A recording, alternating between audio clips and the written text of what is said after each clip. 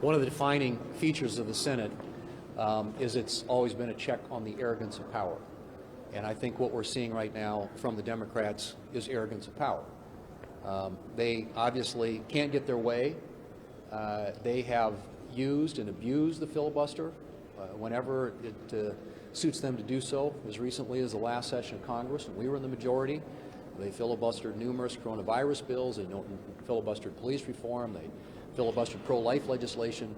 And as recently as last week, they used a 60-vote threshold to block a bipartisan Russia sanctions bill, something that enjoyed broad bipartisan support here in the Senate.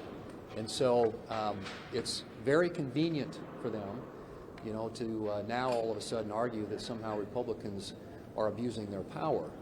That's not the case at all. This is simply the United States Senate and the way the founders designed it to work. It was to be deliberative. It was supposed to be the place where things simmered down, cooled down, where there was a need for moderation and consensus.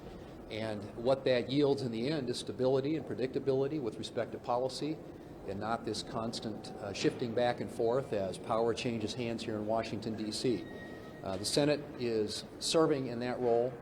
The legislation we have before us is something I think, as you know, we have pointed out numerous times, is a manufactured crisis. It's designed to distract, I believe, from the Democrats' failure on so many levels. I mean, they have not been able to pass their massive spending and taxing spree, which the spending that they've already done has had an inflationary effect. We've got the highest inflation in 40 years.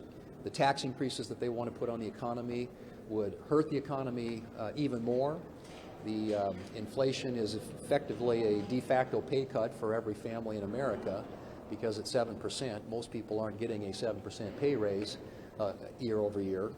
And you look at the crisis at the border, you look at their failures on national security and foreign policy, you look at the crime that we're seeing in our cities, you look at the energy policy in this country where we're now imploring or pleading with OPEC to produce more oil because this administration has shut down energy projects in this country.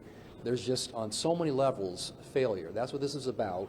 And so they've created a manufactured crisis and are attempting to use and essentially destroy the rules in the Senate, the essence of the Senate, to accomplish a very partisan objective, and that is to give them an advantage in the next election. That's what this is about, nothing more, nothing less, nothing else. And I'm grateful, as the leader pointed out, for at least a couple of Democrats. I hope there are more today when we have this vote this evening who will understand what's at stake here and what they're doing and what it means for the future of this country if they succeed.